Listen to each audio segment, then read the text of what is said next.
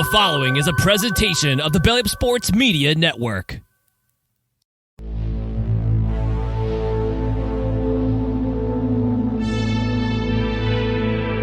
It's a double main event! Throw me a frickin' bonus here. This is your main event, Mark's Bonus Podcast. I'm your first host, lifelong wrestling fan, former radio guy, cat dad, and the man who chooses dishonor over death every time. I am Troy. And with me, as always, is the main event collector and figure hunting warrior. He is the WWE Walking Wrestling Encyclopedia and the Caprice Coleman to my Ian Riccaboni. He's Greg. What's up, Greg? You know, the fact that they don't have a full-time gig on actual TV is sad. Do they not have a Ring of Honor show yet? Yeah, I mean, I don't think it's on TV. That's what I'm saying. Oh, gotcha. Where is it shown? I don't know. I want to say it's on AEW's website, maybe. Wow, that's effing. You could easily take sad. over Rampage and probably do better, but no. On January 18th, special episode of the Honor Club. Oh, is it shown on Honor Club? Maybe The hell's Honor Club? their streaming service. Oh, I Yeah, didn't know that was a thing, but okay. Yes, they've had that forever. Apparently, Maybe I did know. I just Tony forgot. just inherited. Yeah, that's what they stream all their Oh, pay-per-views Tony on. inheriting something and then running with it. That's a new one. On February 25th and 26th, new episodes of the relaunched Ring of Honor wrestling program were taped at Soundstage 21 in Universal Studios. Oh my gosh! So the AKA the Impact Zone. Yep. On March 2nd, the weekly series began to air exclusively through Honor Club. So there you go. It's on Honor Club. So you have to pay. Yeah. So, Not no. rehearsed, folks. Right? Yeah. You literally have to pay them to watch their weekly show. Why? You pay them for the honor of watching their weekly show. I see what you did there. I see Yeah. what you did. That's good stuff. But Yeah. No. I would And barely watch it on TV as it is. I'm not going to go out of my way to pay for it. right. And for the record, I have heard it's a good show.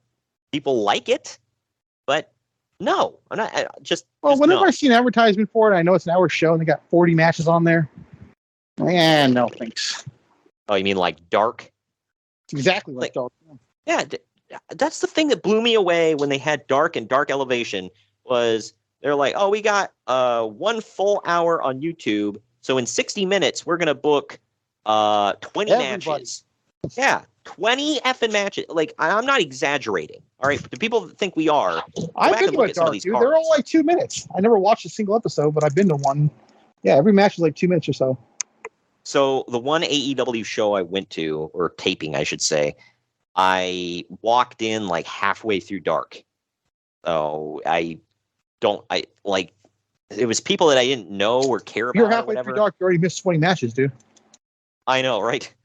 Dude, I came in halfway through Dark and there was still like 5 matches to go. I'm like, good God. They were all on multi-man, forever. right? No, these were actually like 1-on-1 or triple threat or whatever. But yeah, it wasn't too bad as far as like a ton of people, but it's just like, and if their excuse for that one is, oh well, we're getting people reps in the ring or we're seeing like showcasing new talent, like how can you judge someone or give someone enough time in the ring in like 3-minute matches? That is ridiculous to ask of anyone. That's why most of that quote unquote talent never gets signed. And then when you relegate people to Dark like Jay Lethal was forever, it's such a waste. I don't know. I know we went off on a rant already. I'm just saying they replaced that essentially with Collision, which you got to give them credit. That show is amazing. Yeah. Apparently, I don't know what the ratings are. Everything I've been seeing about it says it sucks, but Well, the matches are great. That's all I care about. right. Yeah. I mean, I don't care about the ratings. If it stays on TV and if it's, if it's fun to watch, that's, Better than Diamond, I'll tell you that. yeah. Today, ladies and gents, we're going to touch on Ring of Honor's Death Before Dishonor 16, way back in the year 2018. So it could drive. Yeah. I forgot, like, you think about this. This only came out. This was 5 years, right? Yeah, 5 years ago. Like, man, I realize 5 years doesn't seem like a lot to me, but it's like a damn lifetime just about. Look at where today you can calendar. Okay.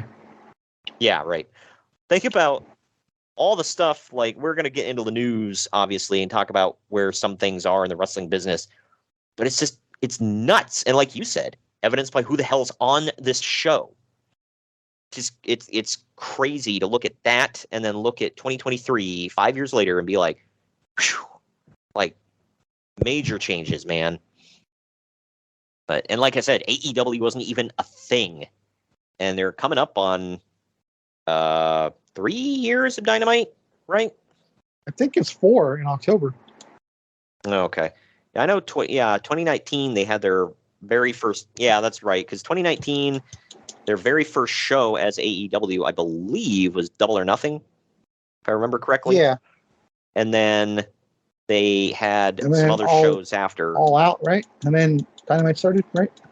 Well, they had Fight for the Fallen and Fyter Fest that year, and then they had All Out, and then there was a Jericho Cruise show too, right? Did that come before Dynamite or after? They've had one. They've had one recently too. I think it might have came before it though too. Okay. And then Dynamite launched in October, I want to say. I want to say it was October, yeah. Yeah. That seems to be the date everything launches. Yeah. That's when Impact debuted on Spike. Raw went back to USA and to Spike in that month too.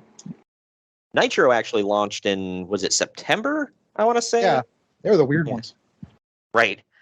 But yeah, so it was a crazy time in 2019. So just like literally a year after this, the entire wrestling world was completely different. Yeah, 2019 was crazy. 2020 was pretty tame though, right? Oh yeah, 2020 nothing of note happened. It was a pretty boring year. You hit the nail on the head with it being boring. I mean, you're not wrong. But, remember when I wrestled in front of a bunch of TVs? Or in front of the Somebody library, random people. Somebody posted a video on Twitter of when Roman Reigns first was quote unquote going heel, and it was I think it was SummerSlam 2020. It was, yeah.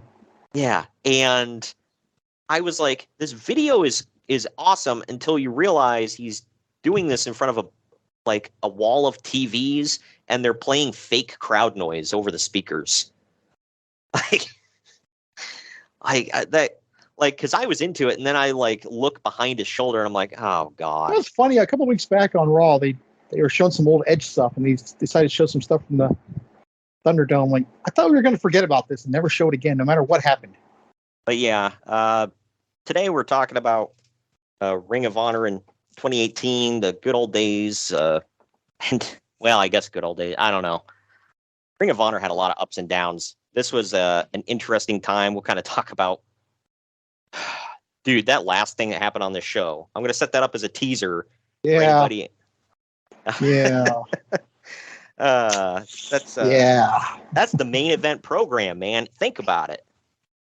I'd rather not think about it. Yeah, man. Well, you know how to get to his house, Greg. Hell yeah, you go down an alley and up a little hill, and then you'll see two houses. One of them has a bush in front of it. That's his house. Exactly.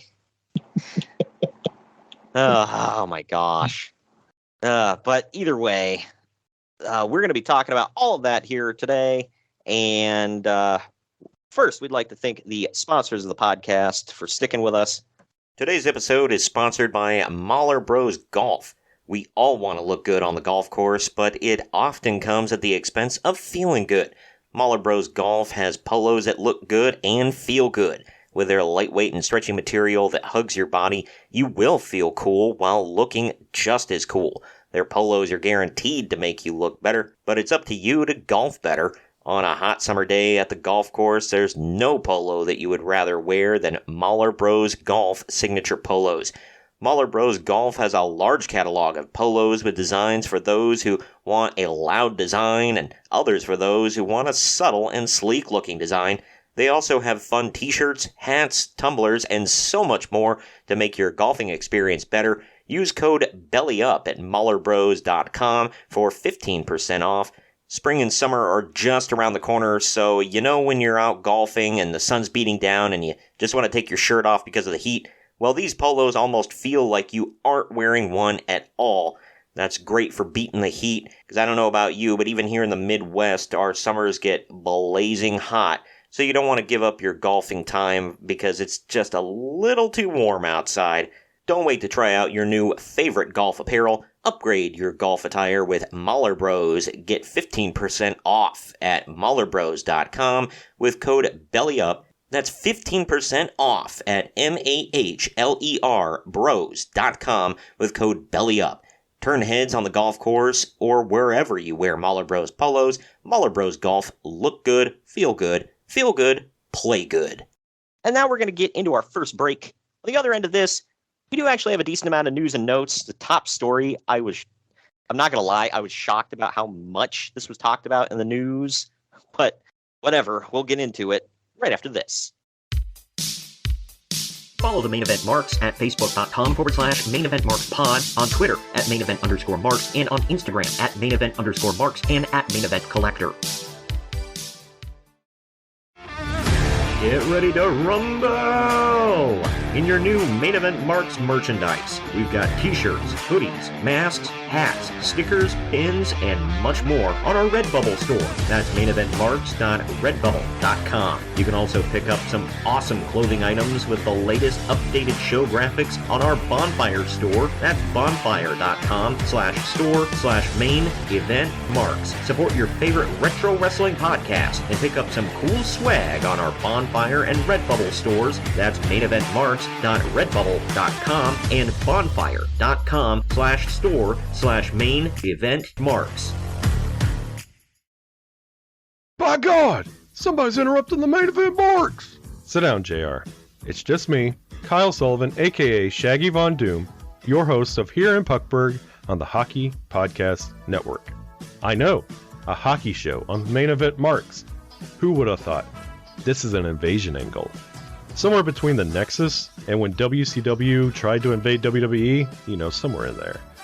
But I'm over here just telling you that one half of your tag team champions over here, Greg, he told his story of his love for the game of hockey over on my show. And if you'd like to hear that story, all you have to do is search Here in Puckburg wherever you get your podcast or on YouTube. In the meantime, Shagamania's got to go run wild on some other hockey show. So, just remember, quote the Raven, nevermore, take your vitamins, say your prayers, and oh yeah! Main Event Marks are available wherever you get podcasts and on YouTube. Find all of our links on our link tree at linktr.ee/Main Event Marks. And we're back. We're back. If you're tuning into a wrestling podcast to hear about wrestling and you want it gimmick and politic free, you probably want the same out of your products. Are you ready to ditch the gimmick coffee? Coffee Brand Coffee is fresh roasted to order using only the highest quality coffee sourced direct from farms around the world. They've got bagged coffee as well as K-Cups. Not into coffee? Well, they've got great teas and cocos as well. At Coffee Brand Coffee, their head coffee roasters have mastered the art of unlocking flavors hidden inside their beans. Each batch is custom crafted and curated to accompany unique flavor profiles. Click on the link in the podcast description or go to coffeebrandcoffee.com and use our special promo code MAINEVENT, all one word, at checkout to get 5% off your order. That's coffeebrandcoffee.com and use the promo code MAINEVENT to save 5% at checkout. You got a can crack today? I do not have a can crack, but let me see if this comes across on the mic. Hold on. Oh, yeah? Oh, that wasn't it. Hold on. What was that? Ow. Oh, there you go. What you drinking today? Iced coffee. Any particular brand that? It's Starbucks. Oh, okay. Yeah, they're pretty good for Those ones in the store-bought bottle. coffees. Yeah. You have any of your facts ready to go? Because if not, I got them. Let's see. I think I got one here. Number one song, Drake don't know in My that one. Feelings. Oh, God. Yeah, I think I we don't talked think I've about ever that heard on a the single NXT Drake song, episode. so I wouldn't even know what the hell he sounds like. But, Wheelchair Jimmy, man, come on. and then I don't even know what the hell this movie is. It's called Night School. That's the #1 movie. Really? What the hell That's that not is? what I'm getting. Let's see. Movies in theaters the weekend of September 28th, 2018. Black Klansman, 8th Grade, Mission Impossible Fallout, Stars Born, and Won't You Be My Neighbor? Huh. Oh, okay, I see. Yeah, daily box office charts. I see that. Okay, Night School and Smallfoot. I don't know what the hell Okay. any of these movies are, except for Won't You Be My Neighbor. Smallfoot I never watched it, but I think it was like a bunch of Yetis. And I think LeBron James voiced one of them. So, yeah. Oh, I thought it was going to be some Native American movie or something. Yeah. The third, number 3 that weekend was The House with a Clock in the Walls. That one's actually pretty good. It's Jack Black and Kate Blanchett. It's good stuff. I actually like that one. It's kind of like a young adult type story though, so like, it's family friendly and all that good stuff. But either way, I like adult movies. I didn't say that. Good God, you like to watch. But all right, either way, let's get into the news and notes. That is correct. Shut the fuck up, Dave. Everything that guy just says is bullshit. We do have some stuff from Uncle I Dave wonder if the today, FTC so. said that, or Microsoft said about the FTC. Yeah, right. Yep, every time, man. Yeah, that's how I would open as a lawyer. I would just pull the My Cousin Vinny. I'd ask, it's like, is this dead on Bulls accurate? Anyway, this is the story. I've got like 3 parts to this. I was like, wow, this was just like talked about in the news. Like, I remember it happening. I'm like, okay. And you are setting this one up big time. I like this. Yeah, it's just not. I didn't think it was that big of it. I mean, it's bad. It's just like not a huge deal in my opinion. During a recent episode of Monday Night Raw, Brie Bella appeared to knock Liv Morgan out with 2 kicks straight to her face, or In the face! In the face! anyway. And it was during a 6-woman tag team match because everybody wrestled in 6-woman tag matches back then. Not long after. Almost like they didn't have talent or something. You need to hide it. Yeah, right. I'm not saying that's what it is. That's what they tell me. I don't know. Yeah. Well, with the Bellas, I can understand it. I don't know. They have a big following. Like, people act like, oh, the Bellas get left behind when they talk about great, wrestling talent, whatever. It's like, yeah, because they sucked. Oh, no, they had talent. Well, Yeah. what do you mean wrestling? Oh, Yeah, I said wrestling talent. So, no. gotcha. No, they're definitely talented. Everybody acted like, oh, well, Nikki was great. She brought about the women's revolution. Shut the F up. Like, she was there. All right. She's literally the opponents for the. She's literally one of the opponents for the girls who did bring that in. So right. It was. She looked good, but she was horrible on the mic. She was not great in the ring. I don't want to say she sucked in the ring, but she wasn't great in the ring. better than her sister. Yeah, I couldn't believe how bad Brie sucked. Well, this is proof positive that she freaking sucked right here. Knocked Liv out with multiple kicks to the face, and then just What kept AJ Lee kicking her. said, that talent's not sexually transmitted. Yeah. Again, proof positive right there. But apparently Brie Bella took to Twitter and said, quote, "Every match on Raw is an opportunity for us to entertain our fans. Our intention as WWE superstars is to win the match, never injure our opponents. Thinking about at you only live once tonight." And end quote. Okay. Yeah, well, It's quite the mealy mouth tweet. like, look, you didn't offend me. I don't care. Like, it's like I don't need an apology from Brie Bella on Twitter because she hurt somebody that I don't know. But it's like, why say anything? It's such like you could have wrote that tweet on ChatGPT. she is all the way Liv. Good Lord. Well, continuing on with another facet of this. The entire middle of the Bella Twins and Natalya versus Riot Squad match from a recent Raw, quote, had to be changed on the fly after Brie Bella's kick hit Liv Morgan in the face, per Fightful.com sources. Not surprisingly, PW Insider reports Morgan was being evaluated for a concussion after she was taken backstage during the match. Well, I mean, it doesn't exactly take a rocket scientist. Oh, one of the people in the match was injured and had to leave mid-match. Yeah, they probably had to change some stuff on the fly. Duh. Go see SummerSlam 2000 now in the archives. Right. And that, not that it was going swimmingly before anything, but that DX versus Brothers of Destruction match at was it Super Showdown or whatever the F in Saudi Arabia? Like, that match sucked, obviously, but Triple H got very hurt kind of early on in the match, and they said they had to kind of work around that. Shawn had to do more than he was originally planning on. So yeah, the 100-year-old Shawn, by the way. A bald, old-looking, googly-eyed Shawn Michaels coming out there with a gray beard. Been out of the ring for heaven knows how long. Against the bald, googly-eyed Red Machine and The Undertaker. Yeah, you got the guys who wrestle like once a year going out there in the sweltering heat. They're they're pushing the age where they're about to be grandfathers. And it's going great. Good stuff, pal. By the way, I never saw this before. Somebody had shared a little clip from, I think it was the most recent Hall of Fame, maybe. Triple H and Stephanie's daughter looks like a spitting image of Stephanie. I was like, damn, spot on. Did you see that?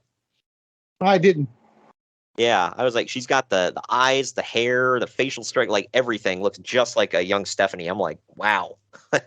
Triple H's DNA just said, I'll take the day off. What if she got my nose? Oh, God. Yeah. Look, we could tell if your kid had your nose because we'd be able to see it from space. All right, Hunter? I kid. It was, if anybody watched the Attitude Era, that was a thing. I noticed people stopped bringing that up after a while. Like after he switched to the game, nobody ever mentioned his damn nose ever again. Yeah, it's almost like he has some kind of control. Yeah, right. So I like how that's like must have been like a serious sore spot for him because it's like as soon as he had any sort of pull in the company, even a little bit, he's like, all right, here, Vince, can you tell people quit bringing up my damn nose? Please, for the love of God, no more nose jokes. I can't take it. But the final aspect of the story here, Sarah Logan and Ruby Riott, quote, looked to be unhappy backstage after the match where Liv Morgan was injured by Brie Bella's kicks, according to Fightful. The site also says that Brie repeatedly apologized to Morgan, and there doesn't appear to be an issue between them. Well, hey, shit happens, man. Get over it. Yeah, right. And it's like, it may have been a stupid move from Brie, but I mean, is this the first time or the last time we would be like, hey, some of the Brie Bella all-time did something pizza for dumb? people. Okay, get over it. Yeah, right. And it's not like she's seriously injured. Yeah, it was a concussion, or I don't even know if she got concussed. Like she got hurt. It wasn't good, but you know what? Crap happens. Like you said, crap happens. You move on. Not like she broke something or anything like that. Keeping with women's wrestling, PW Insider is reporting that Mia Yim's signing is a done deal and that she'll officially start with the WWE on September 16th. I call her Mia Yum. Good Lord. Oh, what is it she goes by now? Michin? I think so, but then they still call her Mia Yim, so I don't freaking know. Yeah, it's like Michin is like, I could see that being like a nickname. I thought it was weird when they acted like, oh, it's her name on Up, Up, Down, Down. I think that's where it came from. Right. I think didn't they say it's Korean for crazy? Yeah. Yeah, so. Oh, crap. What was her name in that awful faction where she wore a mask? Oh, Reckoning, I think. Okay, yeah. To see that peg warming figure in the video we just uploaded. No, Wow, on the YouTube yeah, channel. right. Subscribe. Exactly. But anyway, so AJ Lee, responding to a tweet about a match of hers in WWE, got some talk going, but Uncle Dave said that there is still nothing to the idea of her working Evolution, at least as of recently. Yeah, he'd be right about that one. You know how everyone's always saying, like, Sasha stands. Yeah. That applies to AJ Lee as well. Dude, There are people every that just so think that often- she's the greatest woman ever. I know. It's like she was good, but gosh, it's I don't know, man. It gets annoying after a while. And somebody shared pictures like she's been working out like differently, I guess, and getting in even better shape. And somebody Oh yeah, I shared, saw. yeah, She looks like saw- she grew up a mountain in half now. right. And I don't think it's like a drastic change, but she did put on some muscle. And people were like trying to make a big deal out of it. Oh God, I wonder if she's abusing like steroids or something. It's like, yeah, because she looks like Jordan Grace or something. Like, good God. Yeah, I know. It's just like I don't think if she is, she's not using them correctly. I'll say that. Right. By the way, to any of you out there, before anybody says anything, I'm not insinuating that Jordan Grace uses steroids. I'm just saying that she's like huge and she's buff. Huge. Huge, big Lee. But AJ Lee is obviously nowhere near that size. Well, sorry for her husband. Man. She probably whoop his little ass. CM Punk, while she's getting in better shape, No, I'm CM Punk talking looks about like, Jordan Grace. oh God, yeah, no, him too. Dude, she could powerbomb the crap out of him, and he's in fantastic shape too. But He's a small little dude, uh, though. he's a little feller. Should not have done that here. He's just a little feller. What the hell? But I say Little that fellers. I say that as a fellow little feller. So you know, I can get away with it. We like butters on this show. Exactly. But the thing with AJ though, it's like she's getting in phenomenal shape. Not that she's ever been in bad shape. While it looks like CM Punk's just like given up on the weight room completely. Oh, he Like- goes to Mindy's Bakery a lot. Yeah, right. Who is it talking about? Oh, I saw when he's just like shoving his face full of Twinkies. Like, it's like, hey, just donuts, okay? Damn it. Oh, it was Rob Van Dam was talking about that because somebody was talking about him or interviewing him recently. He's like, yeah, I if saw. somebody's going to talk about stuff in their face with sweets and stuff, that he'd be the one. Yeah, right. I wonder why, by the way. Only after Almost like, yeah. 420. Almost like he had a craving for it or something. Yeah, right. Oh, well, it's only north of 420, 430, somewhere in that time frame. Okay, like after that, he gets really hungry. Not saying why, we don't know. Okay, but yeah, he was talking about. He's like, oh yeah, CM Punk. I saw that press conference he did where he's like stuffing his face full of Twinkies and stuff like. Oh, holy crap! But either way, moving on. Alexa Bliss is apparently experiencing numbness in her arm, and that's why she was pulled from mixed match challenge, according to the Wrestling Observer. That catastrophe. No, like how could you pull her from mixed match challenge? Why? Dude, it's like every year something's wrong with her. Yeah, right. Dude, that mixed match challenge was like snake bit. It was like the first year, I think only one team maybe got replaced. Second time they tried it, I feel like there was only maybe one team that wasn't shifted around for one reason or another. Miz and Asuka. Yeah. Every other team, there was replacements. Like, okay. But either Alexa way. Bliss, recently she gained like 40 pounds. Like, wow, dude. Oh, really? Well, she's pregnant. Hell. It's fine. Oh, well, I was going to say, it's like, well, she's pregnant. That's a joke. It went over my head. Never mind. But either way, she is able to do some stuff, so she won't miss television, but that's why she can't wrestle in full right now. Well, Uncle Dave always says they have nothing for her. Well, exactly. Yeah, they have nothing for her except a baby. Well, Ryan Cabrera has something for her, if you know what I mean. But Giggity. is that vulgar? Is that too vulgar? I don't know. But I don't think it's vulgar. I just think it's God dang it, pal. It's towing crass. the line of immature. Maybe Yeah. I was gonna say immoral, but I don't think he's saying anything really immoral. But who cares? Someone will get offended by it. Just move on. Yeah, right. I can't remember who was talking about that, where they said Vince would like get a wild hair up his ass every now and then and be like, God dang it, pal, that's just crass. It's like, really? Like I hear the crap that comes out of your mouth daily, but no, that's crass. Okay. But speaking of crass, a tweet featuring Hulk Hogan from Turkey Oh, this ain't going to go well. from Turkey Al Sheikh, I think is how you pronounce it. I don't know, but he's the chairman of the Sorry, is that a country or a person? a person. He's the chairman of the General Sports Authority in Saudi Arabia. Has many believing I would have said the Turkey. Okay. right has many believing that the reinstated Hall of Famer will appear at Crown Jewel in some capacity. Yeah. Well, it's first time for me to cue this up. That is correct. I remember when that was the time where everybody was like throwing a fit about them going to Saudi Arabia because that journalist was just murdered over there. And Why so don't you they, even get the crap about it? Yet Tyson Fury has fights over there, and he doesn't get any crap about it. yeah. I don't get it. I don't get it. Well, my thing, like, I laughed because they're like, well, we're still going to go. It's like, okay. They're like, but hey, we'll make it better. We won't actually say the name of the country. All right. We'll just keep referring to it as the Crown Jewel. Like that's it. And now in 2023, they full on say the name, the city, the venue. They've got videos. They call it the Kingdom. Right.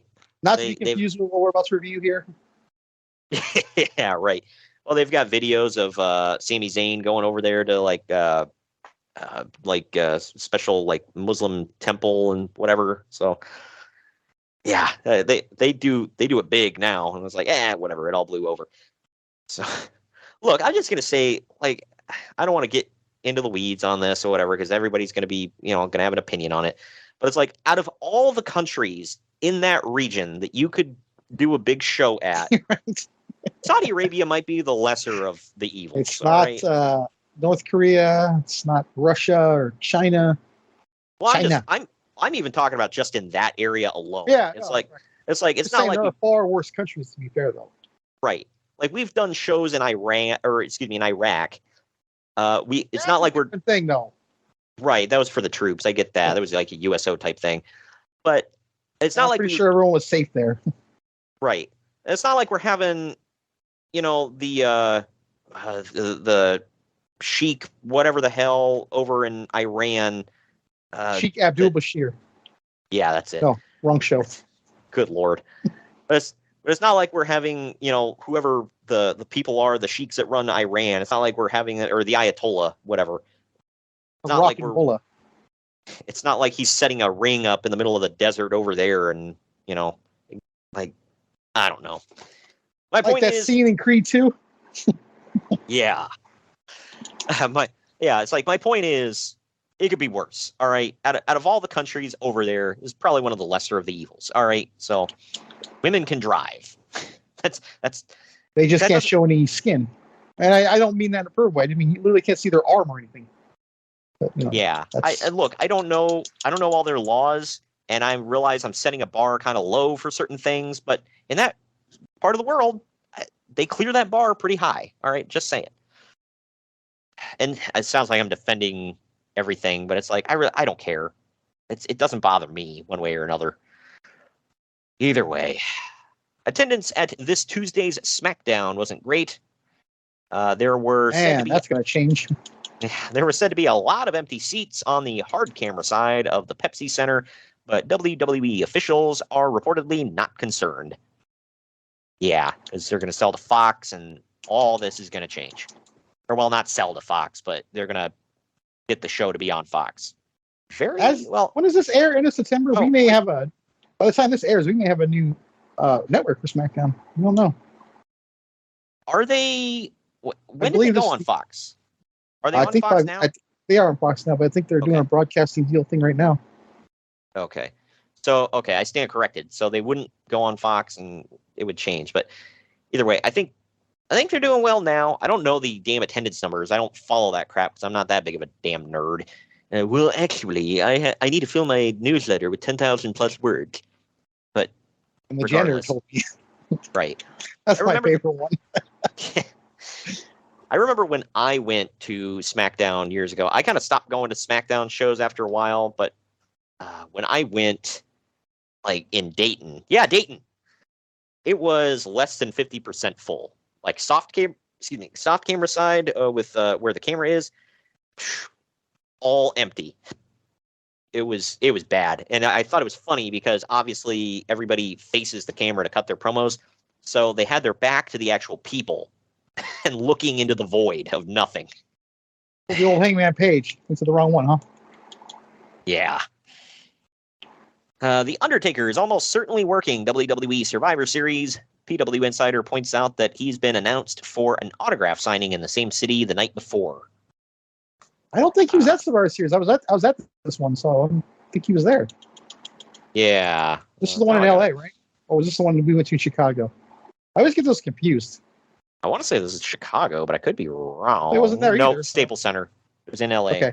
Yeah, he wasn't there. Yeah. The main event was Brock and Daniel Bryan. I forgot about that awesome match. Ronda Rousey, The brand Charlotte. new heel, Daniel Bryan. Yeah, right. Buddy Murphy and Mustafa Ali, which was better than you would think. Yeah, running down this whole show, man. Yep. Buddy No, is he's great nowhere when to be people let him wrestle. We've seen this. Yeah, right. But yeah, that was He's had one of the better matches in the history of Collision, if you ask me, with Andrade. I know it's only a month-old show as of this recording, but it was amazing. well, Mustafa Ali isn't like a bad wrestler. It's just nobody gives a damn about him. He's not. Well, they Special. relegated it back to NXT to try to get learn a new hold. Yeah, right. Didn't they already? Oh well, no. I guess it wasn't in NXT. I get confused because again, this is during the Thunderdome and PC era, but when that faction of his debuted, that went over like a fart in church. Retribution. Yeah. Hey, they're not Antifa or anything. Why would you think that? Even though Antifa was heavily in the news and they look just like them and they come in, start a riot, and start destroying stuff. Why would you think that? You're stupid. Because they're good people, too. Yeah. And they all have like dumb nicknames and wear masks and everything, as if we don't know who these people are. Anyway, I think you got a soundbite for that. Who are all these fucking people? Yep. PW Insider says that there was talk of Brock Lesnar appearing on a recent Raw, but obviously that didn't happen. There's no word on when he'll show up next as of right now. I'll take whenever the hell he wants for 500. Yeah. He was in the main event of Survivor Series. I don't know when he showed up. The fact that he was taking on Daniel Bryan, that must mean he showed up on SmackDown. Well, it was this when all the champions fought each other, so Yeah. I wish Yeah, they it's would bring that back.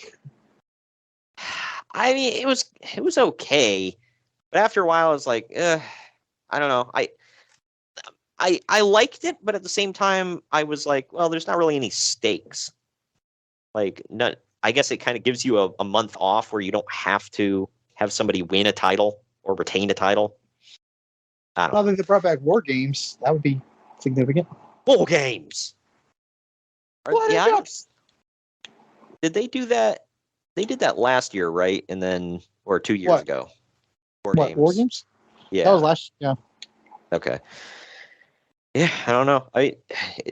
I figured that fits, but I think it would be cool just because it's, WWE tradition, obviously, to have the Survivor Series elimination matches.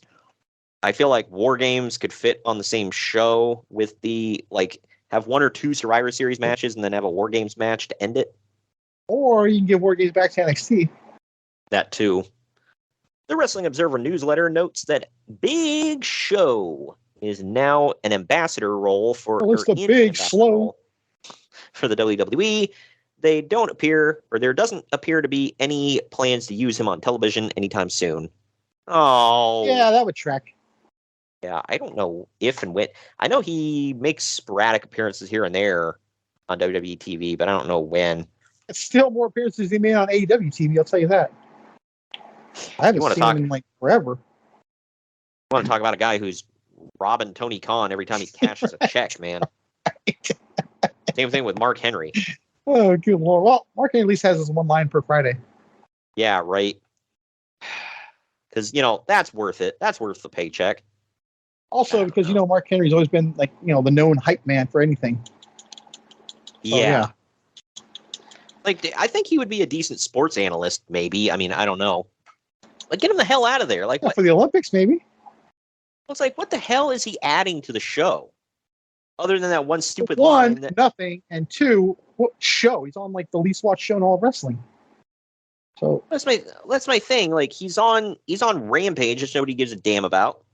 He's not adding anything except that one stupid line once a show, and that segment is pretty corny.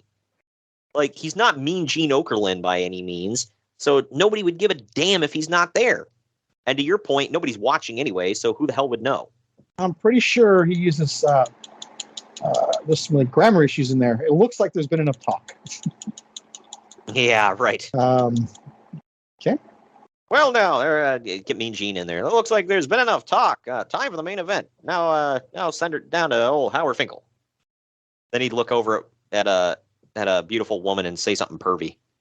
Hey there, you want a key to my hotel later tonight? You interested in a mustache ride? Anyway. Good Lord. And then she's upset when she finds out it's Gene, not Rick Rude. It's like, oh, I can gyrate my hips if you'd like, honey. But Twitter user @BeltFanDan, who, by the way, is still active on Twitter, reports WWE did commission designs for Cruiserweight tag titles, but they've been completely scrapped because of how 205 Live is doing. Yeah. Oh, this is the point of the show where we thank God. Yeah. They had one title for 205. Thank you, Kenny Omega. Like, wow. Like, AEW has a lot of shows, but good God. I remember when WWE had a show damn near every night of the week. They had Raw, NXT, SmackDown, Superstars, Main Event, 205 Live. There for a while, they had Saturday Morning Slam. Like, good grief. Don't get me wrong. I know some of these were not on at the same time, like in WWE history, but I don't even think I close watched enough. all. I never watched a single episode of Saturday Morning Slam. I know that. You want me to be totally honest with you? The only reason I know what the ring looked like is because I downloaded it on one of the old 2K games. Yeah, I saw clips before, and that was because they were pointing out they're like, well, they can use 0 weapons, and you can't hit each other in the head. So if I think Randy Orton finished a match with a submission because they didn't even want him hitting the RKO. Like, wow, that was really Can you weird. imagine in the 80s telling Hogan not to use a leg drop? And then he strokes his Fu Manchu. He's like, it's not going to work for me, brother. Like, well, how about this, brother? I'm going to knock him out of the ring and he gets counted out. Like, oh, no, that's kind of a lame finish. It's like, oh, I win, right? It's not a lame finish. Anyway. As well as I thought it would. Uncle Dave mentioned on Wrestling Observer Radio that he asked about Sasha Banks. It was told that she's out due to a medical issue. WWE are being secretive about what it is, which could lead to further issues with speculation on what's going on. Why do we need to know? Yeah. Well, that's my thing. Like, well, why is she out? Oh, she's got a medical issue. Well, what medical issue? We don't need to tell you that. Like, well, we're gonna speculate. It's like, this is America. That's private information here. Yeah, it's like, oh, I like how that's almost like a threat. Well, if they don't tell us, we're just gonna speculate about it. It's like, okay, you dick, like go for it. Just point out all your faults in one tweet. Yeah, it's like that's kind of not kind of. It is an a-hole move. It's like, why do you know? Obviously you kind of want to know, especially if you're a fan or whatever. But they said she's out due to medical reasons. She's not dying. Move the F on. You know, when you hear that about a woman, you automatically go to pregnancy. But this wasn't even during the era where that was happening a lot. But I feel like in the last 3 years, that's cropped up a lot. It was like Becky. I'm blanking on her name now. The military blonde. Oh, Lacey. Yeah, Lacey. What I keep wanting to say Von Erich. Lacey Evans. Yeah, Lacey Evans. Most recently, obviously Alexa Bliss. Am I missing someone? Ronda was out for I think longer for her baby. I don't know. But if I remember correctly, that was planned. Yeah, I guess they'd been trying for a while and it finally happened. But she was also out for it's because her punk ass husband shoots blanks, probably. Good God. No love lost on this show for Travis Brown. Yeah. Yeah, he's look, he's not a good guy. Allegedly. So just throwing that out there. It's not a good But- fighter either. Yeah. Hence why he is not fighting anymore. Closing in on a year since Neville walked away from the WWE, on the day of Raw, a new report suggested the 32-year-old cruiserweight is no longer returning to active competition. According to the Wrestling Observer newsletter, Uncle Dave reports the former WWE Cruiserweight Champion is in a holding pattern as far as his pro wrestling career goes. The latest rumors about Neville pointed to him telling promoters that he could still not be booked to work yet. In late August and during the week of All In, reports suggested that Neville was no longer under contract to WWE, and he was now free to wrestle anywhere he wanted to. Yeah, I think he would debut at that show. He's not at All In, because that already happened. So, All in. Okay. yeah. I can't really, he did crop up in AEW, obviously.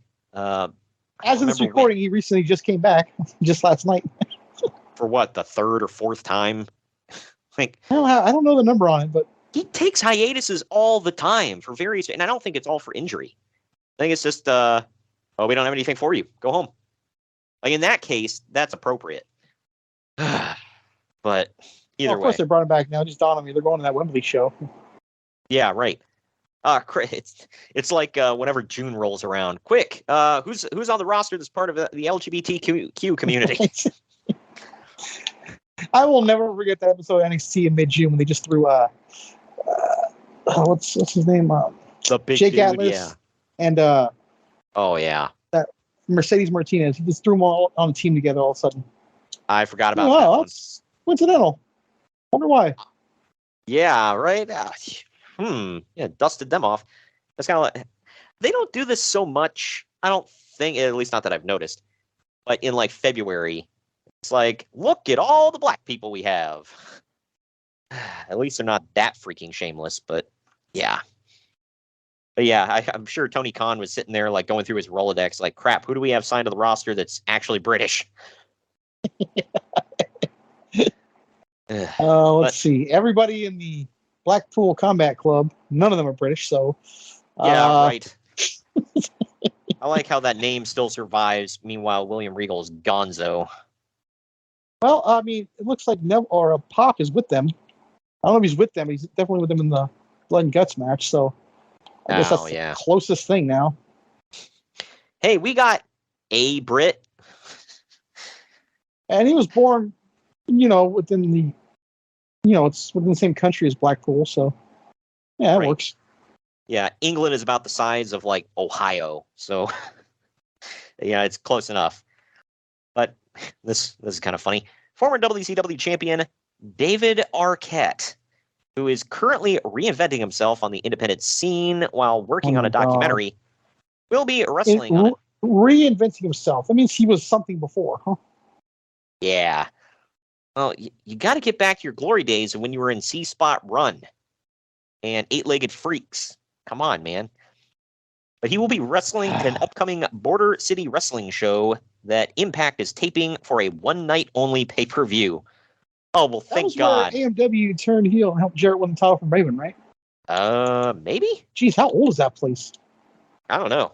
But it's funny that it's like, oh, well, and like the title of the story was like, David Arquette makes his Impact Wrestling debut. Thank God. Now they're gonna get some eyeballs. Yeah, right. That's gonna put the asses in the seats, man. Shut up and take my money.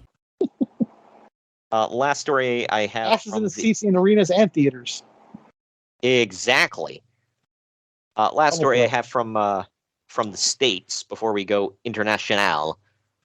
So this sucks. I don't like this guy, but this sucks. Word went around that Joey Janela was injured at a GCW show in New Jersey. God. Someone getting severely injured at GCW. Jelly another Nutella. Yeah, right. The guy who looks like a pop can of biscuit dough. Looks like a bad sunglasses. cosplay of Jimmy Jam Garvin. Right. Who looks like Marco Stunt is him if you left him in the dryer too long. But fans Stunted were birth.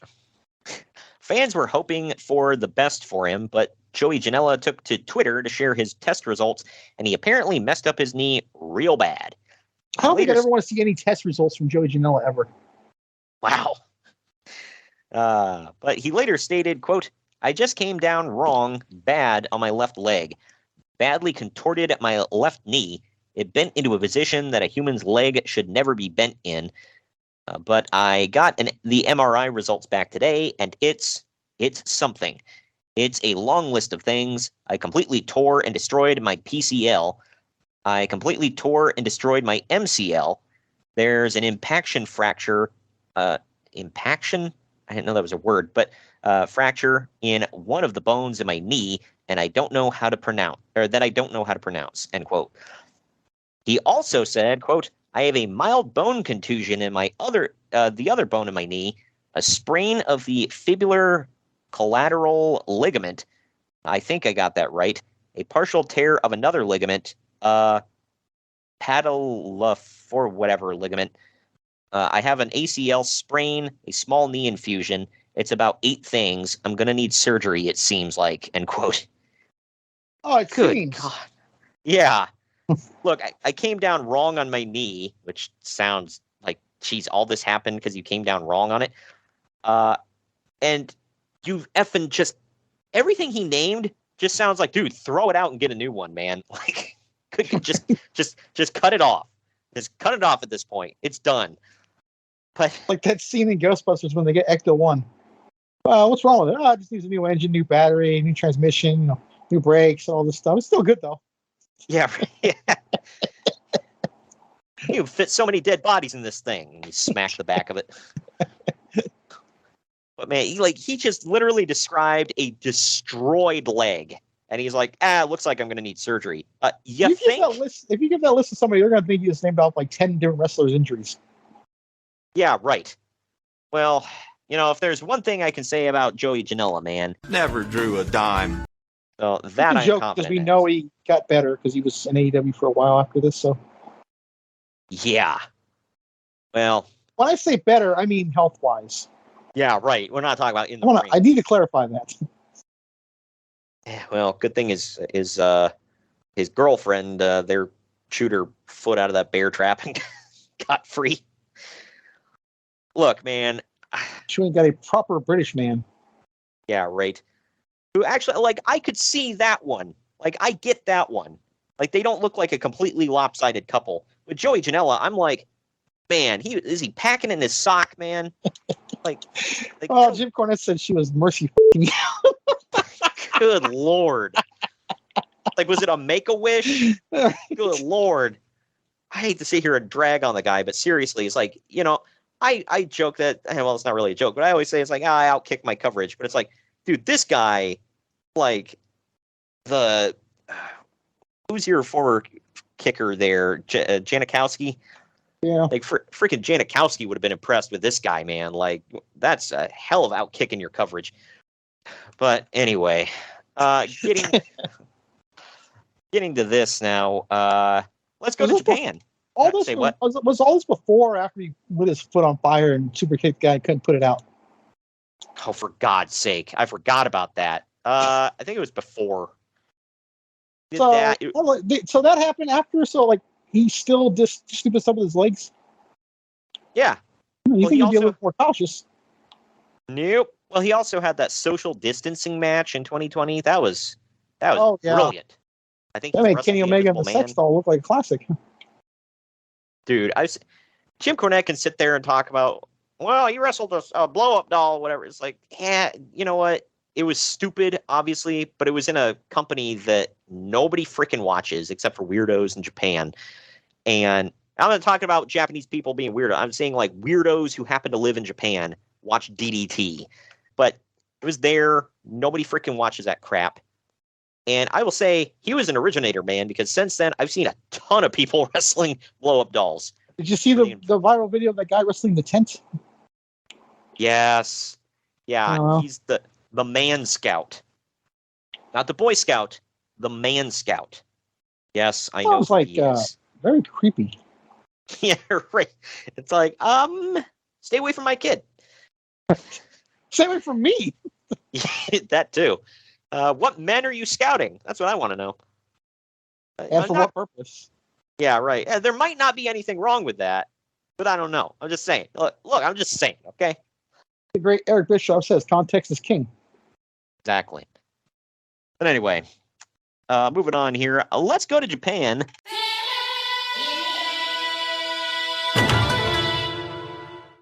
It just feels right. After it just said weirdos in Japan, and then I do that. I'm getting canceled. Anyway. Well, it's called a transition. That's what pros do. Exactly. And hey, I think I'm like, not to pat myself on the Barry Horowitz myself, but I think I'm getting pretty good at it. Either way, the That's main why event. I said she disagreed. But yeah, prom night flashback. yeah, But that's what happened. hey, it's okay though. I'm a show off. All right. Shut up. The main event at New Japan Pro Wrestling's Destruction in Kobe between Hiroshi Tanahashi and Kazuchika Okada was not the most surprising part of the show by far. Switchblade Jay White came out afterwards and hit the Blade Runner on Tanahashi, prompting Yoshihashi to run down and make the save. By the way, Yoshihashi face planted on his way to the ring and cut his face up. Good Lord, wait, God. like for reals? Yes, he was at the bottom of the ramp and he tripped and like face planted. He's okay. So, God, dude, that sucks. Either way, Jay then made his way to the English commentary table, accosting Rocky Romero. Once back in the ring, he faced off against Okada and Gato until Gato took a chair to the back of his client. He then cut a promo in Japanese, running Okada down, and then, just to make it extra clear to the international audience, exhorted us to breathe with the Switchblade and promised a new era coming soon. Right. This was a pretty big deal at the time, if anybody watched New Japan. Gedo had been with Okada through his entire upward trajectory in New Japan.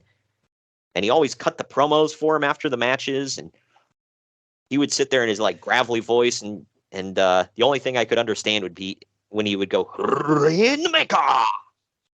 And then he would go back to saying words that I don't know. But yeah. And then he turned heel. He went heel. Came out of a Japanese box. Then he went to the Australian. Or is he Australian or is he from or is New Zealand, New Zealand, right? yeah. Okay. Yeah, whatever.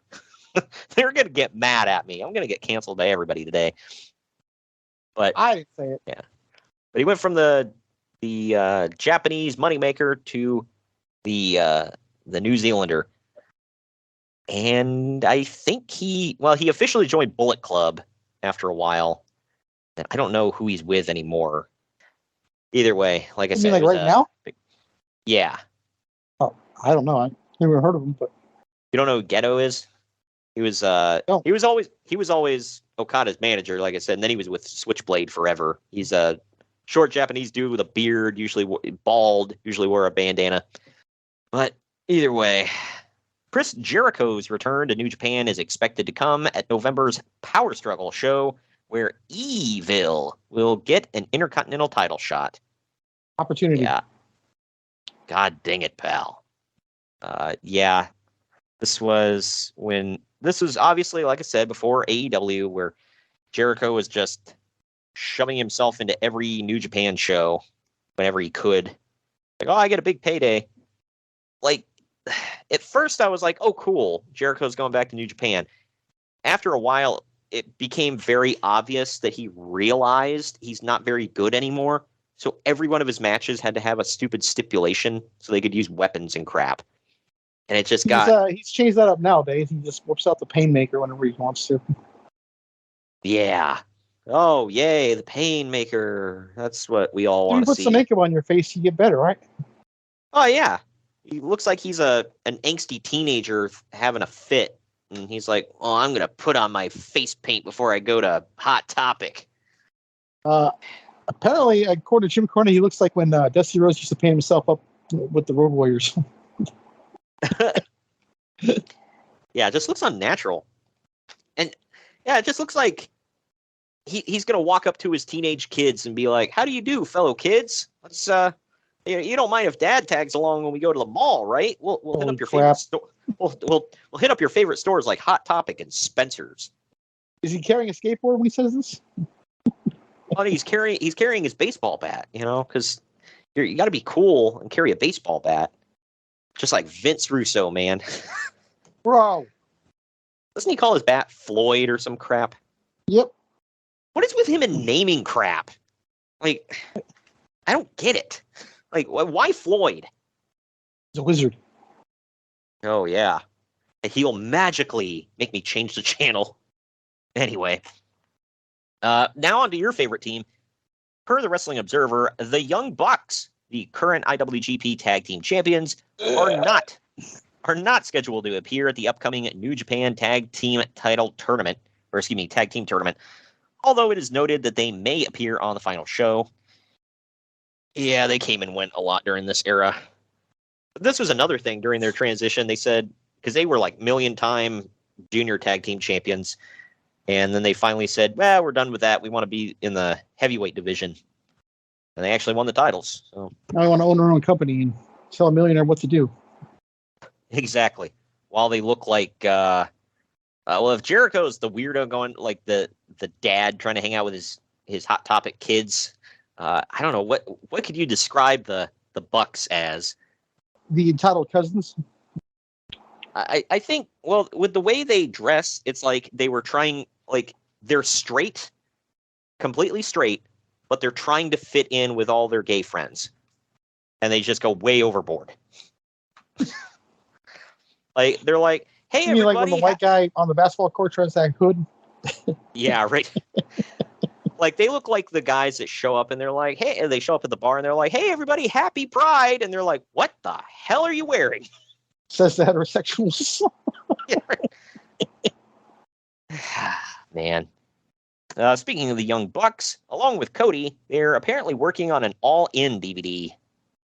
All In. Fast forward to Which, right now, I don't think they own the footage still. They don't? I think New Japan owns it, if I remember correctly. God. I had always thought Ring of Honor owned it because it was supposed to be like a Ring of Honor production. And New Maybe Japan was they do. just I a don't- part of it. Well, I mean, what you're saying tracks because anything that New Japan has like any part of whatsoever, they will claim like copyright over it and not let anyone use that footage ever. So do they own the rights to that Madison Square Garden show with Ring of Honor? They might. That's what I'm thinking because it was like a combo show. Well, that's why that show they did with WCW in Korea is not on Peacock because they won't let them use it. Well, anyone mean- wants to watch that anyway, so. There's a lot of stuff on Peacock you could say that about, so that doesn't really hold any water. Wouldn't the North Korea show like take top honors there? Didn't what? Wouldn't the North Korean show take top honors on stuff you don't want to watch? I mean, if you're talking about like actual show quality, I can think of a way worse crap. But I don't know. It was historic for, maybe not great reasons, but it's historic in one way, shape, or form. I don't know. But I don't know why New Japan does that because they don't own the footage, so they can't show it on New Japan World, but then they don't let anybody else use it and show it on their services. So dumb. It kind of smells like the Microsoft Activision shit. Yeah, a bit. We did, if anybody wants to hear us talk about it, we did review All In years ago. All In 2018, by the way, not the most recent one in Wembley. But we reviewed that one. We found the footage online somewhere, and Greg had never seen it. I think I watched it live. But it was a so-so show. Nothing fantastic. But either way, last story I got here, not much of a story, but kind of leading into the show. Per the Wrestling Observer newsletter, Jeff Cobb is expected to sign with Ring of Honor. And I My homie. think he did.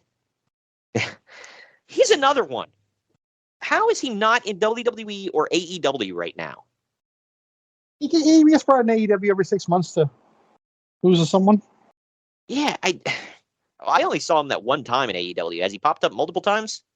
Oh yeah, quite a few. Oh, okay. I don't get, and he's so damn good, and he gets reactions usually. Like, how are you not pushing this guy to like the top of your damn card? Seems like a slam dunk. But yeah, like you said, no, got to bring him into job. Whatever, man. Either way, we're going to take our next break. On the other end of this, we're diving into the event at hand. Follow the Main Event Marks at facebook.com/Main Event Marks Pod, on Twitter at Main Event _Marks, and on Instagram at Main Event _Marks and at Main Event Collector. Good morning, good afternoon, good evening, and good night. My name is Thomas, and what's your name? I'm Alan. Yeah. We're brothers. That's right. Yeah. Forgot the that. same mother and father. Your room was... We shared the room. Shared a room. We shared the room. Thought I knew your face. Yeah, we go way back, mate. Yeah. We should do a podcast then. We have. We do a podcast. We do a podcast. What's it called? The Brocast. Yeah, that was planned. Yeah, well. What do we do? Well, we cover all different things in the world of pop culture. We're talking about comic books, we're talking about professional wrestling, and we're talking about movies. Go back and watch classic retro wrestling events, the likes of WWE, WCW, and if you do like that, you can check us out on Apple iTunes, also on Podbean, Anchor, and on Podknife. Also check us out on Twitter at The Brocast. That's BROKAST. I nearly stuffed up the ending. No, it's all right. Good on you. Yeah. Instagram also at The Brocast Podcast. Remember, we don't spell it with a C. We spell it with a K. Sorry, mate. Take it easy. Main Event Marks are available wherever you get podcasts and on YouTube. Find all of our links on our link tree at linktr.ee/Main Event Marks. And we're back. We are on Ring of Honor. Death Before Dishonor 16 took place September 28th, 2018. The venue was the Orleans Arena in Paradise, Nevada, aka Las Vegas. The attendance is 2,000. I don't know how big the Orleans Arena is. That's it's not a huge crowd. It's probably a sellout. Yeah. It didn't look like a very big venue, so that's probably correct. But either way, there's no buy rate info on this one, so I have no idea anything about that. Uncle Dave didn't let me know personally. Also, speaking of Uncle Dave, he didn't give star ratings to any of this, so it's just me and Greg doing the reviews of all this. Was it not in Japan? That's why. Well, there's Japanese people on the show, so that should have piqued his interest. Either way, the show opens with Ian Riccaboni and Caprice Coleman on commentary, telling us what's to come for the rest of the night. And up next, like we just mentioned, Japanese people, it's Jushin Thunder Liger taking on Kenny King, just shy of 12 and a half minutes. So King works the back of Liger throughout the entire match until Liger actually collapses from the pain. There's a lot of stalling until King acts like he's just going to shake Liger's hand, turns it into a spine buster, and wins. I gave this 3 stars. What say you? I gave it 3 as well. Pretty good. Dude, is Jushin Thunder Liger a underrated wrestling whore? Very much so. He's been everywhere. And did you ever see I don't that? think he's ever been on AEW, has he? That one I don't remember. That may be the one he hasn't been on. Quite possibly, yeah. Well, did you ever see that video of him in some indie where he like puts his thumb up some guy's ass and like there's like this line of guys with thumbs up each other's asses and he's like making them march around? Is Kenny Omega one of those? No. There's a bunch of dudes who I couldn't name a single one of them. Omega was in the one where everyone was grabbing each other's nuts. That's right. Yeah. Close enough. But it's like, really, like Jushin Thunder Liger is just like, dude, why? Look, you either die a hero or you live long enough to see yourself do something stupid. All right? That's all I got to say. But up next, SoCal Uncensored comes to the ring for the next match. And see you. Your favorite. And Scorpio Sky tells Las Vegas, or says that Las Vegas is the worst town he's ever been in. I believe he's been to Pittsburgh, so that's a lie. All right. and he was just in Baltimore. So that right there, like, you're lying. Anyway, I'm just not endearing myself to anybody today. No, We get a you're gonna get hardcore canceled. Yep. We now get a video of the Briscoe brothers in a dark barn with an hourglass, saying that SCU's time is up. Mark ends the promo by shooting the hourglass with a rifle. And that takes us to this. It is the Briscoe brothers, Jay and Mark Briscoe, defending the ROH World Tag titles against the Addiction of Christopher Daniels and Frankie Kazarian, with Scorpio Sky in their corner. This goes 17 minutes, 45 And if you listen to the seconds. commentary, they will tell you multiple times that the Briscoes have a game plan. You catch that? Like 50 times. Yeah. Commentary wasn't fantastic, I'll say that. But yeah, it was kind of weird because SCU are the baby faces here, and the Briscoes are the heels. Right. That's The weird. baby faces are telling this the town it's the worst they've ever been in. Yeah, right. And the crowd's cheering like, "Yay, we suck!" For some reason, the Briscoes enter You think without there any are music. 2,000 Ring of Honor fans in Vegas? None of those fans live there, so they're probably rooting for that because that city sucks. Yeah, right. Like, for some reason, the Briscoes came out without any music, or maybe it got edited off. It was I faint. don't. Oh, okay. I couldn't hear anything. I was like, "Are they coming out to silence?" It's weird. So what you're telling me is their sound system sucks. Got it. No. Ring of Honor usually has good production quality. I don't know what you're talking about. Exactly. But Kazarian gets a Uranagi on an open chair, and that lays him outside, out of the ring for quite a while. Briscoes double team Christopher Daniels in the ring. Daniels ends up eating a J Driller outside of the ring, and then one inside the ring. And finally, Jay Briscoe gets the pin on him to retain their titles. I gave this Trace stars. What say you? I gave it 2. Not a fan. It was okay. I thought it was a pretty good match. I don't know. I expected more. I don't know. It was just like there was a lot of shenanigans. I'll say that. There were a couple of these matches where there was some shenanigans in it. I'm like, was that really needed, necessary? But I don't know. But up next, it is Sumi Sakai defending the ROH Women of Honor title against Tennille Dashwood in about 12 and a half minutes. In the end, Sumi locks in a cross arm breaker on Dashwood, and Tennille refuses to tap out. She eventually passes out, giving Sakai the win. I gave this about 3 stars. What say you? I gave it 3. It was a lot better than I thought it was going to be. Yeah, I thought it was better than average. My one problem, I not that feel like Sumi that was the Sakai- longest tarantula we've ever seen. Yeah, right. It usually lasts like 5 seconds. This one lasted like a minute and a half. Yeah, no bell called for. My thing with Sumi Sakai that I had a problem with, like, she's a great wrestler, and all that, but Ring of Honor made her the champion after, like Asuka and Shinsuke won the Royal Rumbles this year. Asuka was had been champion in NXT for ever. And then Ring of Honor is like, you know what? We have our own Japanese woman, and she's going to win the title. Then she held that damn thing. I didn't catch that. Yeah. It just seemed cheap to me at the time. I was like, I'm not saying she doesn't deserve it, but it just the timing's a little weird. It's a little sus, as the kids would say. Imagine how that goes. I have great news for you. You're Japanese, so you're winning tonight. Yeah, right.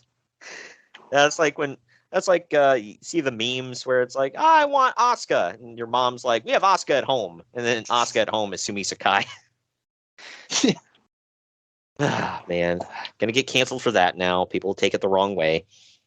Anyway, I'm gonna make a lot of people cry on this show, man. But up next, it is Punishment Martinez, which this is the peak of his career. It's all downhill from here, never going anywhere. Hell no. He is defending the ROH World Television title against Chris Sabin in 8 minutes and 10 seconds. Probably not going to do much after this. He never did anything ever, Greg. I don't know what you're talking about. But in the end, Martinez hits... that I caught about this match that I didn't know. is that he calls his chokeslam South of Heaven Ring of Honor too. I did not know that. Oh, really? Oh, okay. Well, Yeah, Caprice did. Oh, well, there you go. Hey, it's a cool name for it. But, well, he had kind of, like, he wanted to make sure he killed this MFer, man. He hits a standing burning hammer on Chris Sabin, a curb stomp, and then South of Hell for the win. I expected more. I gave it 2.5. It was average. What say you? I gave it 3. I was really into this. It was good. I'm not saying it wasn't. I don't know. Maybe I expected a little bit more. Maybe my expectations were just too high. I really don't know. But either way, after the match, though, Punishment sets a chair up in the corner and goes to curb stomp Chris Sabin into it. But this is interrupted by Jeff Cobb coming to the ring. Martinez and Cobb stare each other down until Punishment goes to leave, then turns and hits Cobb in the back with a chair. He no-sells it, and then he hits a spinning side slam on Punishment before posing with the TV title and then leaving. I don't know what comes about of this. I don't remember if Jeff Cobb wins the title or not after this. It's been a while. He wins the title in the Garden. I was there. Oh, he does? Is it from Punishment Martinez? No, it's from Will Ospreay. Okay. Well, up next is my What the F match of the night. Like, I don't know, man. I wasn't feeling this on an ROH show. It is Bully Ray and Silas Young versus Colt Cabana and Flip Gordon in a tag team elimination tables match. This goes a little over 13 and a half minutes. Real quick, do you know what the hell happened to Flip Gordon? I think he's still wrestling. Well, he was like the hot indie guy for a while. He had the whole book flip thing going. Yeah, for me, it started here in San Francisco because he was doing the whole book flip thing here. Yeah, it's just like, I don't know. Last thing he did that I'm seeing any notes for is like back in 2018, maybe 2019. That was it. I don't know. Let's see. Lopez previously served 6 years as a member of the Army National Guard, working as a combat engineer and specialization in explosives training. Hot damn. After completing his enlistment, Lopez was honorably discharged on May 1st, 2018. Wow, so literally earlier this year. That's nuts. Yeah, I don't see anything about him after 2018. Like, he just freaking disappeared, man. Oh, I'm sorry. He was in Ring of Honor until 2021. I don't know what happened after that. Damn. This looks like somebody AEW would have hired. I know. I was really shocked. I'm like, what the F happened, man? What happened, you guys? Anyway. What happened, you guys? But Flip actually enters through the crowd to jumpstart this one. Jumpstart! At one point, Bully threatens to lambaste Colt with a chair, and his friend Ian Riccaboni runs to the ring to stop him. Flip dives on Bully. Now I'm scared. Yeah, exactly. Yeah. Oh, well, hey, if you're not afraid of Colt Cabana, we have Ian Riccaboni for you. That'll back your ass down. Two guys I'm most afraid of in this world are Ian Riccaboni and Doug Dillinger. Well, yeah, because as we know, nobody fucks with Doug Dillinger. It's been well established on the show. Flip dives out on Bully Ray, and then Riccaboni hands Colt a steel chair to take Bully out with. Eventually, Bully Ray fights back and powerbombs Colt through a table to eliminate him. Silas accidentally hits Bully Ray in the ring. No, not in the face, in the ring. Later, Bully hits Silas to stop him from going through a table, to basically stop his momentum. This starts a fight between them. Eventually, Bully charges at Flip in the corner. Flip dodges, and Bully goes through the setup table. That should not have been an elimination, but commentary is acting like it was. The ref then gets bumped right before Flip hits a 450 onto Silas to put him through a table, so the ref doesn't see any of it. Bully gets up and moves Silas, and then throws Flip on top of the broken table, so that when the referee wakes up, he declares Silas Young the winner. I gave this 2.5 stars. Not a huge fan. What say you? I gave it 2. Kind of dragged. Yeah. I don't know. Tag team elimination. or table elimination, what the F ever. I don't know. I was not a big fan of this. I don't really like a lot of Bully Ray stuff. I don't know. Oddly Not a enough, huge- we've covered a lot of his stuff this month. I know. But after the match, Bully Ray beats on Flip Gordon with his chain and with pieces of the broken table. We then see it just freaking happens. Nobody stops it, by the way. We now see footage from the back where Tennille Dashwood is sitting against some boxes, holding onto her shoulder. Apparently, she was attacked. So I don't know. Her shoulder's taped up, by the way, and I guess that's why she passed out from the pain. I don't freaking know. I don't know where this goes, everybody. Yeah, she'd make me pass out too. Yeah. We're now shown a guy sweeping the ring mat before the next match because we needed to see that. Where's the cleaner Kenny Omega when we need him? He would have came out there and swept it. He's out being God somewhere. Well, he could have pulled double duty. He goes out, he sweeps the ring, and he wrestles. So there you go. But up next is probably my least favorite match of the entire night. It is a 10-man tag match of the Bullet Club, which is Cody, Hangman Page, Marty Scurll, Matt Jackson, and Nick Jackson with Brandy, because got to get Brandy Rhodes in there. Versus Chaos, which is made up of Kazuchika Okada, Beretta, Chucky T, Rocky Romero, and Tomohiro Ishii. This goes 21 and a half minutes. And the pudding game. Yeah, right. So we've got Kazuchika Okada, Tomohiro Ishii, and the others. Anyway. Everybody likes a baked potato, am I right? That is a stone pit bull. You watch your mouth. Which, by the way, I have no idea what the F a stone pit bull is, but there we are. Spoiler, by the way, Okada is incredibly over. Like, the baby's flying in the air. A little bit. As soon as you hear that coin drop, the babies go flying in the air. He's unfortunately going through his weird red hair balloon carrying phase, though, where he's like, he lost his mind or whatever because Gato left him. Yeah, this is weird. But the show is another reminder that Marty Scurll was incredibly over, and he ruined it all by being a huge creep.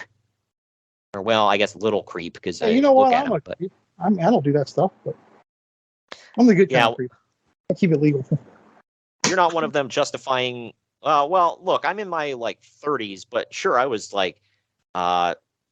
doing it with a 16-year-old because that's legal in the UK. Like, okay, so it's legal, but gross. Yeah. Like, good God. There was, during that time, we just found out damn near everybody in the British wrestling scene was just a huge perv or an a-hole or a combo. It sucked, man. It seemed like 3 or 4 of them every week. And I liked them, too. Yeah, I thought, there was a past tense in there. Yeah, I thought some of the stuff he did was kind of goofy, and he was over the top with some of the stuff where it's like, all right, bring it back a bit. But he was over. He was a decent wrestler. I thought he was. I liked the gimmick. I'll say that. But yep, he ruined it all. He'd be in AEW right now if not for all that. But either way, Tony Khan does have a line. That's good to know, and not of the coke that he snorts. Allegedly. Well. Yeah, he won't hire pervs, and he fired Danny Havoc after all that stuff. Was it Danny Havoc? Was that his name, or hell was that? No, Jimmy Havoc. Yeah, Jimmy Havoc. Jimmy effing Havoc. Yeah, that guy. Anyway, this was clearly after All In because Cody's the NWA champion, and for some reason has brown hair. But Nick Aldis He did that a lot. It's not even that in AEW too. I want to say this was because he was filming something for Arrow, but I could be wrong. I don't remember. That was going to be on Raw Monday night. Showing you how far in the can we are. Yeah, right. Wait, Stephen Amell is going to be on Raw? Yep. Well, Tony Khan's going to turn on him like he turned on Helwani. I'm surprised he didn't talk crap about -1 after he appeared in WWE. No, he was just on Dynamite a few weeks back. That's crazy. I'm surprised he wasn't that little. See, on WrestleMania, he had no mask on. On Dynamite, he only wears a mask, so plausible deniability. Yeah, that makes it better. Yeah, you've never seen Brody Jr. and -1 in the same place at the same time. All right, just saying. Yeah, he can you imagine? He gets on Twitter, snorts a bunch of coke. Allegedly. And he's just like, that little bastard, I gave him everything. I signed him to a contract. Yeah, anyway. But Nick Aldis joins commentary for this match. He's the former NWA champion, about to be the future NWA champion. Whenever I see Nick Aldis, all I think is, man, he's the luckiest bastard on planet Earth. Yeah, so is Mickey. I mean, yeah, right. Anyway. But this match can be summed up in 2 phrases. Flippy shit and clusterfuck. Yeah, well, look who's in it. Right. You got 10 guys and... Yeah, poor Chuck Taylor having to carry all this. Oh, yeah. I bet his back was just killing him. Maybe I used that popped can of biscuit dough line a little early. Old Chucky Muffin Top. I don't think there is one person on this planet who ever sees him is like, oh, I got to watch this match, besides his mother. I don't even know about his mother. Mom, but I think she likes all the Pudding Gang, but that's it. Yeah, she's like, hey, move out of the way so I can see your hot friend. Anyway, in the end, hate on him, so I started watching him. Like, yeah, he really offers nothing. Like, why are you here?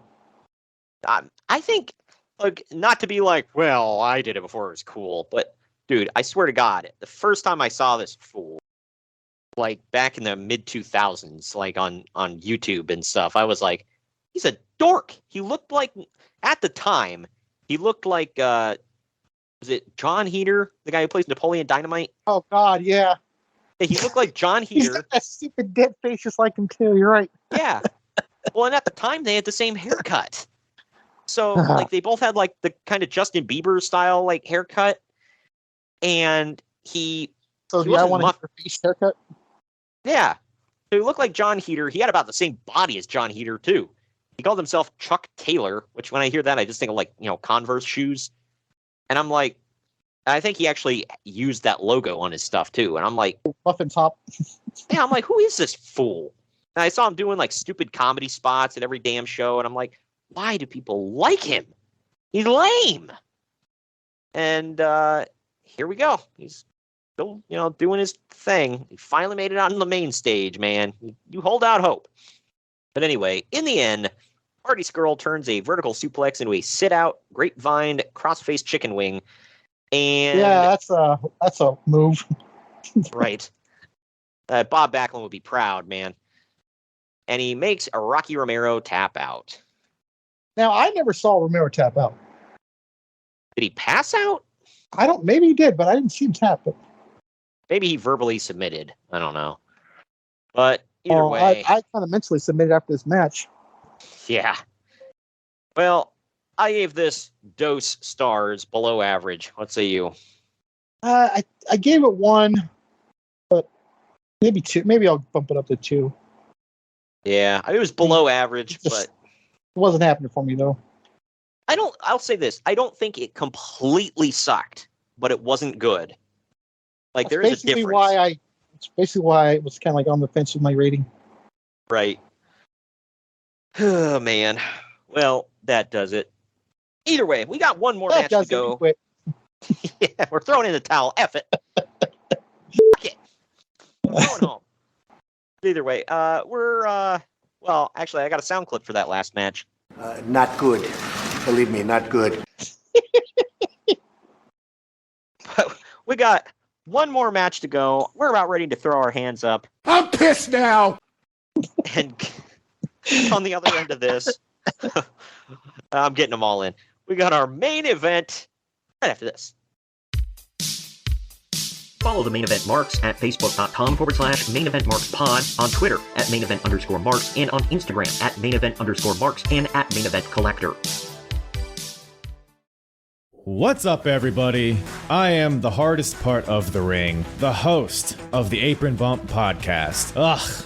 Another wrestling podcast. How many times can I listen to fans tell me who needs a push, who doesn't need a push, who brings Vince's coffee these days? Enough! The Apron Bump is about the journey. It's about nostalgia. It's about discovering new forms of wrestling to really tickle your pickle as a wrestling fan. The podcast brings you reviews of wrestling events all over the world, whether it's WWF, WWE, WCW, ECW. We even cover the golden eras of Ring of Honor, Progress, TNA, and more promotions in the future as well. New episodes every Wednesday. Bump Day, yeah? Go to apronbump.com or go to your favorite podcast platform or YouTube and subscribe today for the most diverse, fan-friendly wrestling podcast in the world.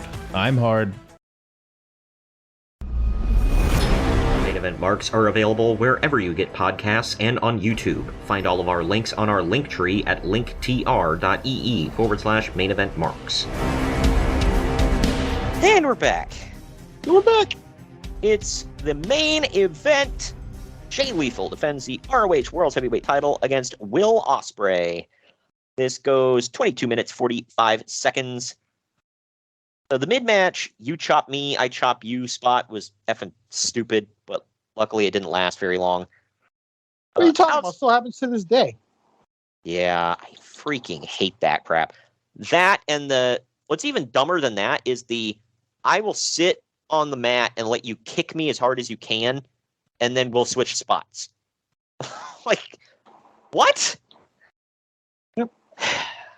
I agree that's more dumb because at least the chopping, you're like just showing how much of a man you are. Yeah, right. So stupid though. Well, the kicking stuff, like, what the? Why? Why is this the chopping and the kicking? It's like it's all dumb. Like, why are you? If you're gonna sit there, I don't care if you're like, well, I'm manly, so I can take. I don't give a damn. You're sitting there and letting the other dude wail on you, which means you're dumb. Some people pay good money for that. Wow. But outside the ring at one point, Lethal accidentally super kicks ring announcer Bobby Cruz, much to the delight of the crowd. Which sends what the hell did Bobby Cruz do to that crowd? Dude, every time he gets hit, the crowd like loses it. Like apparently people hate that guy, like legitimately. I don't know what the hell he did or said, but people don't like it's now dawning on me that when he debuted in AEW and they were doing Ring of Honor stuff on there, Jericho twice tried to beat him up. It wasn't successful, but that's just a thing. Dude, whenever Minoru Suzuki was in Ring of Honor, he'd get like halfway through the announcement and Suzuki would run up and like kick him in the gut and like sock him in the face and the crowd would just lose their shit.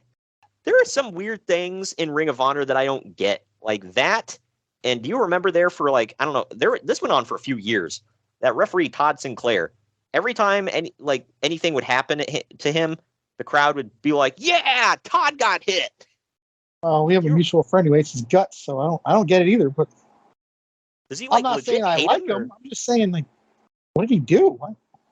I don't know, dude. I would join in on the fun because, like, if I was at a live show, like it would just be a thing. Like when like tag matches would break down, I would laugh my ass off because people in the crowd are just like catcalling the whole time. They're like, "Get control of this, Todd! It's pure anarchy, Todd! Do your job!" I just freaking love that. And and I specifically remember there was one where he had to be handcuffed to Truth Martini, and he got knocked out, and the crowd just he had to read that stupid book, probably, right? Yeah, he was handcuffed to Truth Martini, and when he got knocked out, dude, the roof just blew off the building. I'm like, what the hell did Todd Sinclair do to any of you? He doesn't wash his hands after pissing.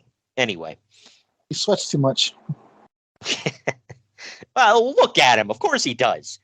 Either way, I'm gonna get hate for that one. He's one of them guys that's mad that they don't have 5X shirts. Oh man, no. I kid. By the way, he's not that damn big. I'm just joking. It actually comes from a discussion we had on Twitter, or I had on Twitter. Right. I was insulting AEW. Some guy chimed in. I looked at his feed. First thing I saw was, "Oh, screw pro wrestling tees that don't offer this shirt in 5X." I'm like every stereotype ever, dude. I'm good. Bye. His profile picture is of Brendan Fraser as the whale. Yeah, I know. But Lethal accidentally super kicks Bobby Cruise, which causes the ROH title to go flying into Ospreay's hands. A ladder gets pulled out at one point, and Lethal gets powerbombed into it. So, gotta have weapons, man. Why? Don't know. But Ospreay teases using the title at one point. Lethal cowers, and Ospreay uses this to hit an Os Cutter, followed by some kicks for a near fall. Later on, they go onto the top rope. Ospreay goes for a Hurricane Rana, but Lethal turns that into a sit-out powerbomb. He hits the Lethal Injection and wins to retain his title. I gave this 3.5 stars. I don't know. It just didn't click that hard for me. What about you? I gave it 3. I enjoyed it, but it wasn't like amazing. Yeah. I feel don't like know. this fits with what you just said about the weapons. Here we go. And they were on the floor, and they had kendo sticks, and the crowd chanted, "We want tables," because the furniture is more over than the talent. I mean, I can't totally disagree with that one here. Yeah, why? Just why, man? I don't know. I only gave it 3.5 stars, which is a good rating. It was a good match. But I saw Jay Lethal and Will Ospreay. I expected at least a 4-star match. But I don't know. It just didn't click. But something else that didn't click. I watched this match, though. I'm like, where is this Lethal? Why don't we get to see this Lethal on TV nowadays? No, he's got to be with Zippy the Pinhead. And Jeff Jarrett, always in comedy things. Yeah. Because when I think over in 2023, I think teaming with Jeff Jarrett.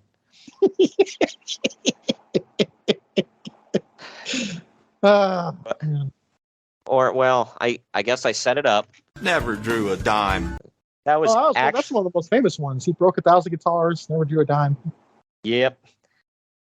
But after the match, speaking of never drawing a dime, Ospreay and Lethal shake hands before getting jumped by TK O'Ryan and Vinny Marseglia of the Kingdom. When they talk about Pump is more over than you. You got problems, dude. Yeah, right. Well, Jonathan Gresham runs out now to help Lethal, but the Kingdom lays him out. Lethal fights back now, only to be smacked in the face with something in the back. With something in a bag. Well, I guess just so we can get it in one more time. In the face! In the face! But, yeah, so anyway, somebody in a hoodie runs out, hits him in the face with something in a black bag. Who am that mask fan? It's Steve Blackman. Yeah, right. Bring the black bag back. The man pulls off the hood to reveal that, no, it couldn't be. It's Matt Taven. No, never would have seen that so coming. That's like the most obvious one ever. That's why I didn't think it was going to be him. But well, it's him, and he's got a mohawk now because that's over in 2018. Good God. I'm sorry. When I see a mohawk, I either think you're mad at your parents or it's a midlife crisis. Or you're a rock band, a garage rock band. Yeah, that too. But he pulls the object out of the bag, and it turns out to be the ROH title, but with a purple strap. Oh, man. It's on now. Taven then declares himself the real Ring of Honor champion as the show comes to a close. Oh, Pete's sakes, that would come to fruition in a couple of months. Yeah, I remember. What the hell was the faction that Lethal led? Do you remember? That was House of Truth, wasn't it? No, this was after House of Truth. It was him, Gresham, Tenille Dashwood. Oh, God, I don't even remember. It was like basically like an ROH versus. It was ROH versus the Kingdom. But I don't remember what the hell. Somebody out there, let me know. He was actually. Yeah, I can't remember the damn name of it. Either way, I'm not Ring of Honor aficionado, to be fair. I know a bit here and there. I just forget the freaking name of it. Whatever. But either way, they destroy that title with an axe, I believe. So go back to Mr. Perfect. Yeah, it got the treatment it deserved. You get what you deserve. Anyway, that brings us to the end of the show. on the other, Mercifully. almost, yeah. At the end of this show, not the end of the podcast. On the other end of the podcast, we got one more segment. We'll go through the final ratings and tell you what's coming up in the future of the podcast. Follow the Main Event Marks at facebook.com/Main Event Marks Pod, on Twitter at Main Event _Marks, and on Instagram at Main Event _Marks and at Main Event Collector. Hello, everyone. My name is Ryan McCarthy, and I'm the host of the No Credentials Required podcast. Start your work week with the Monday Drop-In, where I talk about the sports beat in the Capital District, also known as the Mighty 518, as well as Metro New York sports from an upstate point of view. I also give a life lesson from a weekly sports story, so you might learn something from that. I also have a midweek podcast where I interview different sports personalities and talk about a wide array of topics. Take a listen and subscribe on your preferred podcast app, including Apple Podcasts, Spotify, Spreaker, Google Podcasts, Amazon Music, and iHeartRadio. Also check out our social media channels on Twitter and Instagram, BellyUpNCR, and Facebook.com/BellyUpSportsNCR. We're a part of the Belly Up Sports Podcast Network in association with Godzilla Media. No credentials required, where you don't need a press pass to talk sports. Hey gang, it's Commissioner Cooper of TSS Fantasy. We are the fantasy show of the people. Expert fantasy advice, free contests, leading expert medical and legal analysis, and most importantly, you. Interact with us on all social media platforms or check us out at tssfantasy.com. You can hear us on Spotify, Apple and Google Podcasts, iHeartRadio, and many more. Check out the fun today and be a part of the most interactive fantasy show around. TSS Fantasy, the fantasy show of the people. Main Event Marks are available wherever you get podcasts and on YouTube. Find all of our links on our link tree at linktr.ee/Main Event Marks. And we're back. We're back. Final ratings time here. CageMatch.net gives us 7.05 out of 10. I give it an 8 out of 10 for like a B-. What say you? C+. It wasn't bad. I enjoyed it. It wasn't a hard watch, I'll say that. Most of the matches were pretty damn good, I think. Yeah, it was fine. But I don't know. Maybe I expected too much going into this. I don't know.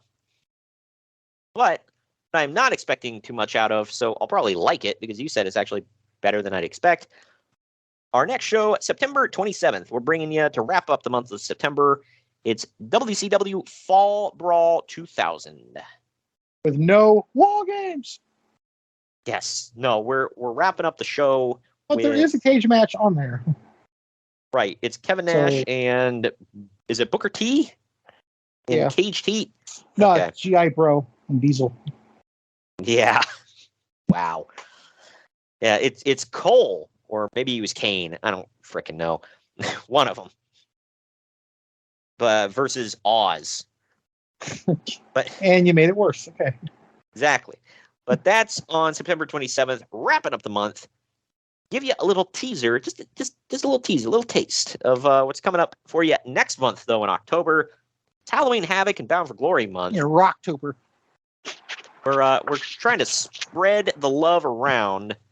I didn't realize I booked WCW in back-to-back weeks, but I don't know. Either way, October 4th. October's never been a WWE month, to be fair. No, not really. That's why I'm getting kind of spreading the love around this month, getting a little bit of everything in there. Because on October 4th, it's WCW Halloween Havoc 1990. I have not watched that one back yet. I forget what the main event was for that one. Do you remember off the top of your head? Was it Sting and Sid? Yeah, okay. That is correct. Yeah, that folks got a thing for that. Exactly.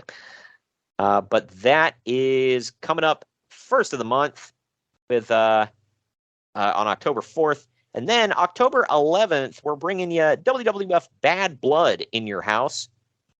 That might be the first time, or one of the first times at least, they flipped around the in your house and the name of the show. That took place it might have been the one before with Ground Zero. Yeah, maybe. Is that one in the archives? Let's say yes. I feel like we did Ground Zero. Let's see. WWF ground or In Your House. Yeah, we did. Okay, In Your House 17, Ground Zero. Now in the archives. Go check that out. We've done quite a few In Your House shows, man.